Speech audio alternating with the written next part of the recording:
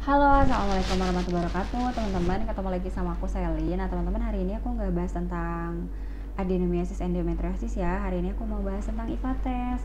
Sebetulnya dulu aku udah pernah ngupload video tentang IVA test, cuma karena ada beberapa gambar yang tidak disetujui YouTube, aku dapat peringatan dan akhirnya aku take down videonya. Nah, mungkin ada teman-teman yang familiar dengan IVA test, tapi ada juga yang aneh, apa sih itu IVA test gitu. Jadi IVA test itu adalah inspeksi visual menggunakan asam asetat. Kenapa asam asetat? Karena yang digunakan memang asam asetat, asam cuka. Cukanya tuh cuka kayak gini. Biasanya aku pakainya yang Dixi ya. Jadi si Dixi ini isinya 25% cuka dan 75% air. Nah, si Dixi ini nanti akan dilarutkan lagi sama air lagi. Jadi dia akan dikombinasi 1:4, satunya cuka, 4-nya air. Nah, di mana sih teman-teman bisa melakukan IVA test? Teman-teman bisa datang ke puskesmas, teman-teman bisa datang ke praktek dokter mandiri, teman-teman bisa datang ke praktek bidan mandiri. Kita refresh sejenak, sedikit aja secara singkat. Siapa sih yang beresiko terkena kanker serviks? Jadi seseorang yang beresiko terkena kanker serviks ini kita bagi dua dulu, resiko mayor dan resiko minor. Resiko mayornya itu adalah seseorang yang terpapar oleh virus HPV atau Human Papillomavirus, terutama tipe 16 dan 18 yang ditransmisikan melalui hubungan seksual. Lalu kalau resiko minornya adalah seseorang yang menikah di usia kurang dari 20 tahun, lebih tepatnya mungkin yang melakukan hubungan atau kontak seksual sebelum usia 20 tahun. Lalu yang kedua adalah orang yang berganti-ganti pasangan. Berganti-ganti pasangan seksualnya ini di sini bukan hanya perempuannya ya. Jadi kalau misalkan kita punya perempuan punya suami, ya suaminya pun harus setia pada satu pasangan. Lalu yang ketiga adalah seseorang dengan infeksi menular seksual, contohnya chlamydia, gonore, HIV atau bahkan AIDS. Lalu selanjutnya adalah penggunaan kontrasepsi pil yang berkepanjangan.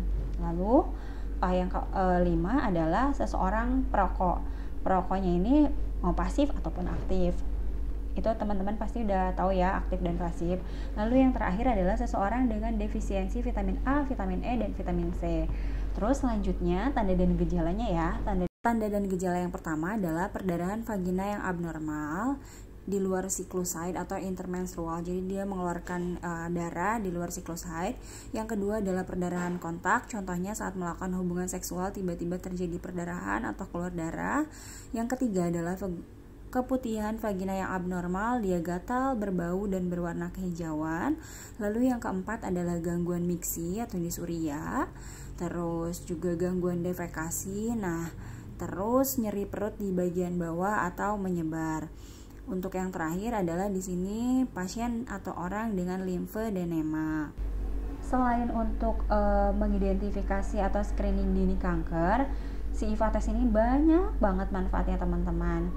Aku jelasin satu-satu ya. Oh iya, aku jelasinnya itu menggunakan buku dari buku acuan untuk bidan dan dokter dari Fakultas Kedokteran Universitas Indonesia dalam rangka pencegahan kanker serviks melalui CN-Treat Female Cancer Program FKUI tahun 2017. Dan ini untuk alat yang digunakan ya teman-teman. Jadi di sini ada cucur bebek yang disposable, satu kali pakai langsung dibuang. Kalau dulu kan masih pakainya yang kayak gini ya, habis dipakai dicuci, disterilin, terus nanti boleh untuk pasien yang lain. Tapi kalau sekarang lebih pakai yang kayak gini, satu pasien selesai ya udah dibuang. Nah ini untuk jelinya membantu biar nggak terlalu sakit ya, biar nggak terlalu keset-keset gitu. Nah yang kedua ada kapas lidi. Kapas lidi nanti akan yang pertama dimasukkan ke air untuk membersihkan. Nah yang kedua ini yang aku bilang larutan cuka 1:4. Nah cukanya yang tadi itu yang pakai Dixi ini. Nah tuh Dixi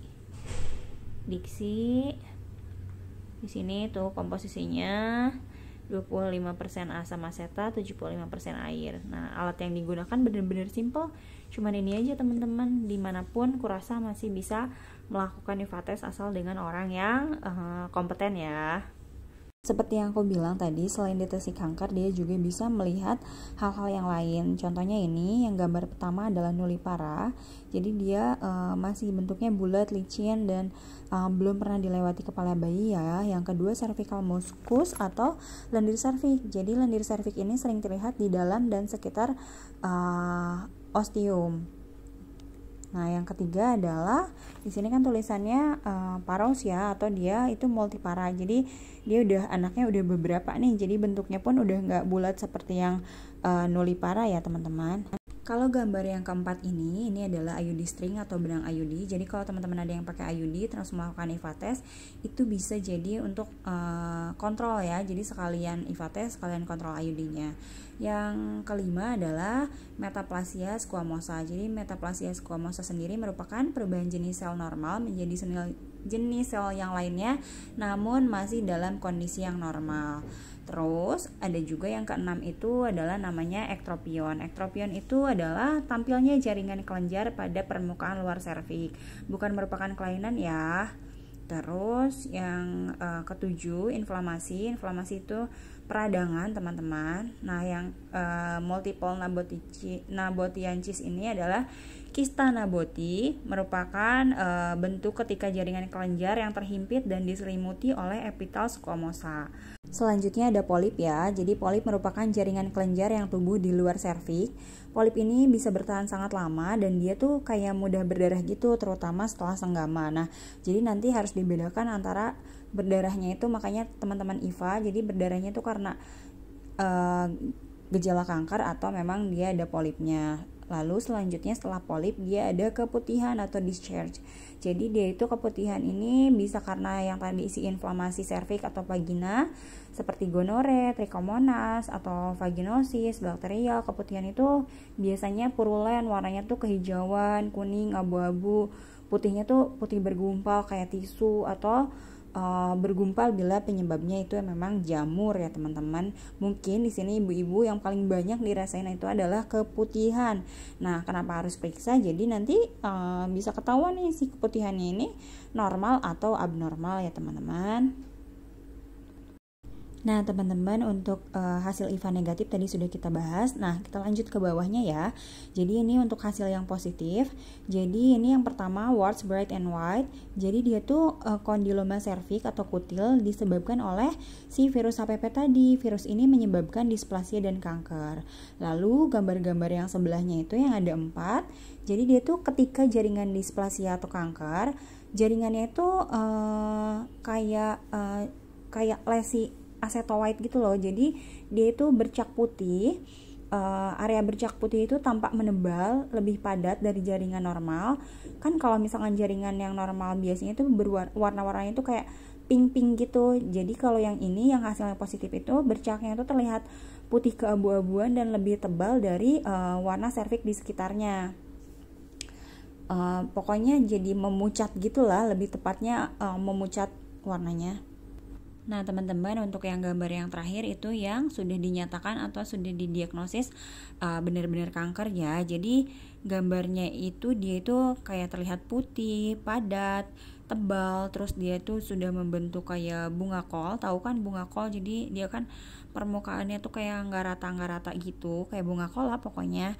Di situ tuh masa kankernya menonjol keluar serviks, terus pemeriksaan bimanual serviksnya udah kerasa membesar, terus dia juga kerasnya tuh kayak kaku gitu loh, jadi dia agak susah digerakkan gitu. Terus yang gambar hemorrhagic tumor itu dia si bunga kol tadi tuh udah berdarah-darah biasanya. Nah, gambaran yang terakhir adalah post cryoterapi. Jadi si cryoterapi ini adalah media atau metode yang dilakukan kalau misalkan si hasil IVA-nya IVA positif. Jadi dia itu dibentuk kayak bola es yang menyelimuti serviksnya. Biasanya tuh kalau misalkan habis cryoterapi itu seluruh serviksnya itu kayak membeku gitu loh, teman-teman. Jadi dia memang dibekuin dan tampak putih. Jadi pelan-pelan berangsur-angsur dia tuh bakal mencair dan keluarnya tuh kayak keputihan, mencair hingga beberapa minggu. Jadi di sini tuh harus ada kesepakatan juga antara suami dan istri saat dilakukan cryoterapi, karena prosesnya juga nggak begitu aja sekali langsung selesai ya teman-teman.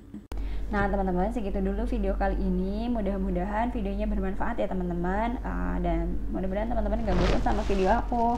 Wassalamualaikum warahmatullahi wabarakatuh.